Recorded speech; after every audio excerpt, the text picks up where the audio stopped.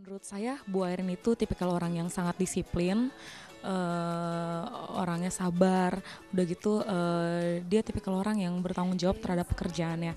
Jadi saya sebagai sekretarisnya sangat bersyukur banget bisa kerjasama sama beliau. Menurut saya Ibu Airin itu orangnya tegas dan dia juga sangat disiplin dan saya sangat bangga dengan Ibu Airin karena dia bisa fokus membagi waktunya antara keluarga dengan pekerjaannya. Jadi saya sangat menyukai sosok seorang Bu Airin yang bisa memimpin perusahaan ini dan juga membagi waktunya dengan keluarganya.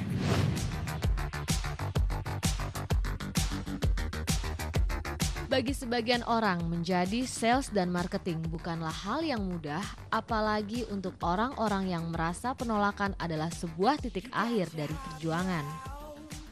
Tidak semua orang memiliki keinginan kuat untuk memilih bidang ini. Selain kemampuan persuasif yang dibutuhkan, kemampuan riset yang kuat untuk bisa menjadi seorang sales marketing yang handal juga sangat dibutuhkan. Bagi seorang Airin, menjadi seorang sales dan marketing harus memiliki 5 aspek penting yang ia singkat menjadi SMART, yaitu S. Solution Maker, M. Memorable, E. Active, R. Responsible, dan T yaitu tough. Kenapa ya banyak orang yang tadi di awal kita bicarakan nggak ada yang punya cita-cita untuk berkarir di bidang sales? Apakah ini mungkin banyak pemikiran di antara masyarakat luas bahwa secara psikologis manusia itu takut ditolak? Karena kan yang ada dibayangkan kan selalu kan oke, kalau kita mau memulai di karir di sales berarti kita harus knock on door. Terus kemudian ditolak, kita bukan disambut gimana tapi dikeluarin mungkin satpam, mungkin pembantu yang bilang susah banget gitu. Nah itu waktu itu nggak membelenggu Mbak Airin untuk dikala bermulai sebagai seorang sales? Kalau saya prinsipnya begini, apa yang kita tawarkan itu kan bukan mau niat jelek kan. Betul. Saya nggak mau nodong, saya nggak mau merampok dia, atau saya mau jahatin dia, menipu, kan tidak. Yang saya mau tawarkan adalah sesuatu yang baik, ya. Walaupun itu benefitnya ada di saya diterima commission karena itu dan sebagainya. Tapi yang saya tawarkan adalah sesuatu yang memang baik untuk dia. Ada nggak sih tips khusus atau trik khusus yang harus dimiliki oleh semua orang yang mau sukses di bidang sales? Oke, saya selalu bilangnya SMART, S-M-A-R-T, ya. S yang pertama tuh solution maker. Seringkali tuh kita datang ke misalnya customer atau klien atau apapun itu kan kita menawarkan produk dagangan kita, apapun dagangan. Jadi satu adalah solution maker. Sebetulnya kebutuhan dia apa sih? Seringkali kan seorang sales itu langsung kita menawarin ini, padahal it's not solution, itu bukan kebutuhan kita.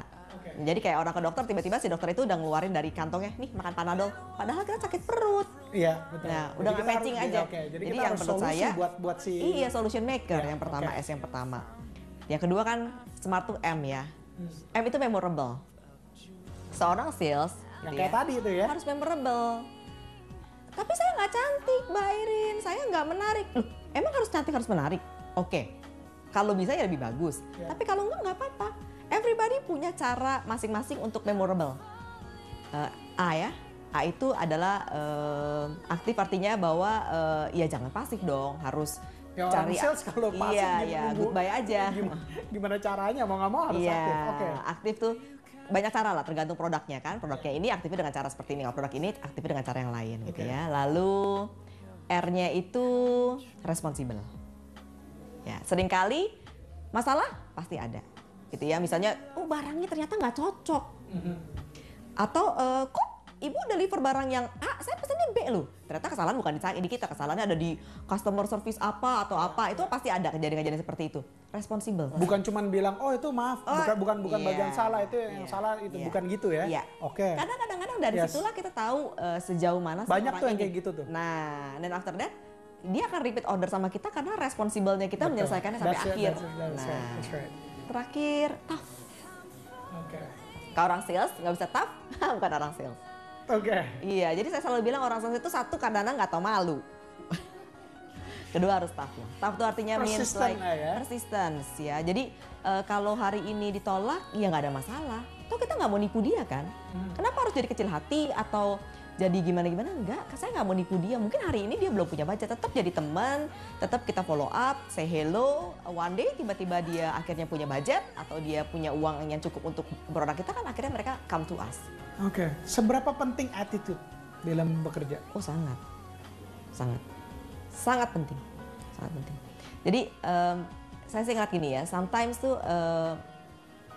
kita kan naik turun, ya.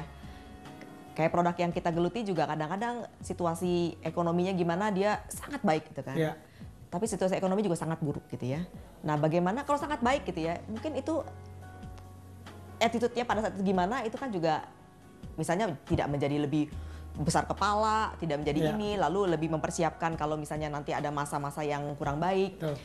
Atau sebaliknya pada saat misalnya keadaannya tidak menguntungkan gitu ya, misalnya keadaan ekonominya memang nggak pas buat produk itu saat ini, kan ada kan keadaan seperti itu kan, cycle-nya memang lagi turun. Nah attitude juga diperlukan itu. Memang keadaannya gimana tuh kita harus lebih sabar, lebih humble, lebih belajar, itu kan juga something yang menurut saya tuh itu sangat penting. Sekarang ini ketika memimpin puluhan, ratusan karyawan, ya. Tipe leadership seperti apa sih yang dilakukan oleh Mbak Airin? Kayaknya mesti nanya sama anak-anaknya. Oh gitu ya, salah nanya ya?